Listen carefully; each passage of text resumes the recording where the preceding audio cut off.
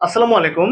ত্রিকোণমিতিক অনুপাতগুলোর ভ্যালু মনে রাখা অনেক সময় স্টুডেন্টদের জন্য অনেক কষ্টসাধ্য হয়ে থাকে এবং তারা ঠিকঠাক মতো মনে রাখতে পারে না, মেমোরাইজ করতে পারে না। বিধায় যখন ম্যাথ সলভ করতে যায় এই চ্যাপ্টার আন্ডারে, তখন দেখা গেছে যে মানের ভ্যারিয়েশনের জন্য আমাদের অ্যান্সার গুলো বা আউটপুট গুলো ঠিকঠাক মতো আসছে না। তো আজকে আমরা এই ত্রিকোণমিতিক যে অনুপাতগুলো রয়েছে এবং সেগুলোর যে আদর্শ কোণগুলো রয়েছে সেগুলোর রেসপেক্টে কি টাইপের ভ্যালু তারা দেয় সেগুলো মনে রাখার জন্য একটা টেকনিক তোমাদেরকে দেখাবো।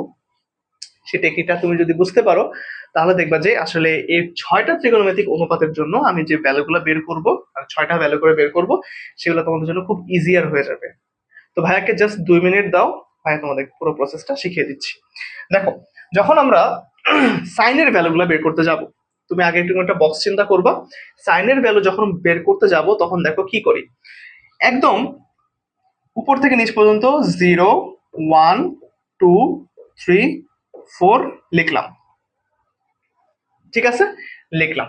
আচ্ছা, সবগুলাকে আমি 4 দিয়ে ডিভাইড করলাম। সবগুলাকে আমি 4 দিয়ে ডিভাইড করলাম। সবগুলাকে আমি কি করলাম? 4 দিয়ে ডিভাইড করলাম। এবার যা পাইলাম প্রত্যেকটাকে আমি এখন বর্গমূল করব বা রুট করব। সবগুলাকে আমি রুট করে দিলাম। সবগুলাকে আমি রুট করে দিলাম। এখন দেখো তো ভ্যালুগুলা কি কি বের হচ্ছে। উপরে বের হচ্ছে দেখো 0/4, মানে তো 0, 0 কে রুট করলে 0 আসে। এটাকে তুমি রুট করলে পাবা হচ্ছে হাফ। এটাকে তুমি রুট করলে পাবা হচ্ছে 1/√2। এটাকে তুমি রুট করলে পাবা হচ্ছে √3/2, এবং এটাকে তুমি রুট করলে পাবা হচ্ছে সির্ফ 1। দেখো, সাইন থিটার জন্য আমাদের জন্য ভ্যালুগুলো যেগুলো ছিল সেগুলো কিন্তু বের হয়ে গেছে। কি করলাম? 0, 1, 2, 3, 4 করে লিখলাম, সবগুলোকে 4 দিয়ে ভাগ করলাম, প্রত্যেকটাকে রুট ওভার করলাম, ভ্যালু কিন্তু আউটপুট হয়ে গেল। সাইন থিটা বের হয়ে যাওয়ার পরে যদি তুমি এখন কসটা বের করতে চাও, সাইন থিটার যে ভ্যালুগুলো তুমি পাইছো 0, হাফ, 1/√2, √3/2, 1, এগুলো কস থিটার যে বক্সটা আছে সেখানে জাস্ট রিভার্সে লিখতে থাকো।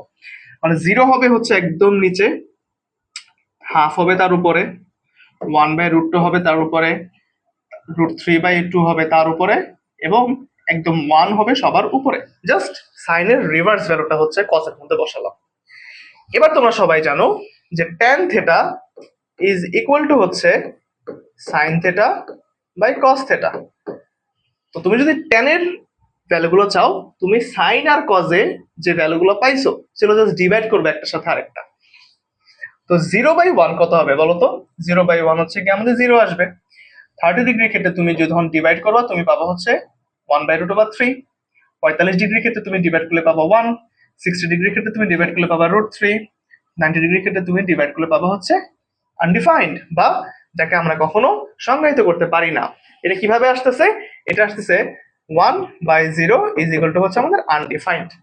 মনে রাখতে হবে 1/0 কিন্তু আনডিফাইন্ড, আর 0/1 ইজ ইকুয়াল টু কিন্তু 0।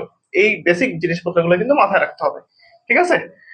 তো আমরা কিন্তু এই তিনটা, আমাদের মেইন তিনটা কিন্তু বের করে ফেলছি। মেইন তিনটা বের করে ফেলার পরে এখন বাকি যে তিনটা আছে সেগুলো কিন্তু বের করা খুব সহজ। কসেক কে বলতো? সাইনের উল্টা। তো আমি যদি কসেক 0 ডিগ্রি বের করতে চাই, তাহলে সাইন 0 ডিগ্রির যেটা উল্টা হবে সেটা হবে আমাদের কসেক থিটার ভ্যালু আর কসেক 0-র ভ্যালু। দেখো, সাইন 0 ডিগ্রি ভ্যালু কিন্তু 0। 0-র উল্টা কি? 0-র নিচে মাঝে মনে করো 1 আছে। 0-র উল্টা কি হবে বলতো? 1/0 হবে, এবং 1/0 মানে কি? আনডিফাইন্ড হবে। তাহলে আমাদের কসেক থেটা বা কসেক 0 ডিগ্রির ভ্যালু হবে কিন্তু আমাদের আনডিফাইন্ড। তারপরে হাফের উল্টা কি? 2। 1/√2 এর উল্টা কি? শুধু √2। √3/2 এর উল্টা কি?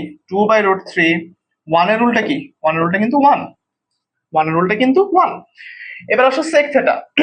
সেক থেটা আমি যদি বলতে চাই, তাহলে cos 0 ডিগ্রির ভ্যালু কি? 1। সেক থেটার ভ্যালু কিন্তু আমাদের 1ই হবে। তারপরে √3/2 এটা হবে আমাদের 2/√3। জাস্ট cos থিটার ভ্যালুগুলোকে উল্টায় দিব, তাহলে কিন্তু আমাদের প্রত্যেকটা ভ্যালু চলে আসবে। এটা আসতেছে আমাদের 2, এটা আসতেছে হচ্ছে গিয়ে আমাদের আনডিফাইন্ড। 0 উল্টা মানে হচ্ছে আনডিফাইন্ড। ঠিক আছে? এবার আসে cot থিটা। আবার cot 0 ডিগ্রি ভ্যালু কিন্তু আনডিফাইন্ড আসবে। এটাকে আমি পাবো √3 হিসেবে, এটাকে আমি পাবো 1 হিসেবে, এটাকে আমি পাবো 1/√3 হিসেবে, এটাকে আমি পাবো হচ্ছে, দেখো আনডিফাইন্ড মানে কি বলো তো? আনডিফাইন্ড এর উল্টা কি? আনডিফাইন্ড মানে হচ্ছে 1/0। সো এটার উল্টা কি? এটার উল্টা হবে 0/1। এটা কিন্তু 0ই হবে, রাইট? এজন্য আমাদের cot 90 ডিগ্রি ভ্যালু হচ্ছে আমাদের কি? 0। দেখো, আমি কিন্তু প্রত্যেকটার ভ্যালু বের করে ফেলছি। আমি কিন্তু প্রত্যেকটা ভ্যালু বের করে ফেলছি। সো এভাবে জাস্ট চার্টের মাধ্যমে তুমি কিন্তু তোমার প্রত্যেকটা ত্রিকোণমিতিক অনুপাতের ভ্যালু মনে রাখতে পারো। তুমি জাস্ট সাইনেরটা বের করলে করেসপন্ডিং বাকি সবগুলো কিন্তু তুমি খুব সহজে বের করে ফেলতে পারো। So this was the trick. আমাদের আরো একটা ট্রিক আছে, সেটা হচ্ছে হাতের সাহায্যে বের করতে হয়, সেটাও আমি কোনো একটা ভিডিওতে তোমাদের সামনে নিয়ে আসবো। সো সবাই ভালো মতো পড়াশোনা করো, সবার সাথে দেখা হচ্ছে ক্লাসে।